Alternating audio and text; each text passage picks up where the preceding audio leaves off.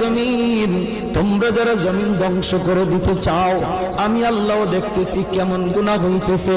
যেই মানুষ আমি আল্লাহ এত আদর করে বানাইলাম, আসমান আল্লাহ বানাইছেন কুন ফায়াকুন বইলা, ফেরেশতা আল্লাহ বানাইছেন কুন ফায়াকুন বইলা, জমিন আল্লাহ বানাইছেন কুন ফায়াকুন বইলা, কিন্তু আমারে আপনারে আল্লাহ পাক কুন ফায়াকুন বইলা বানায় নাই।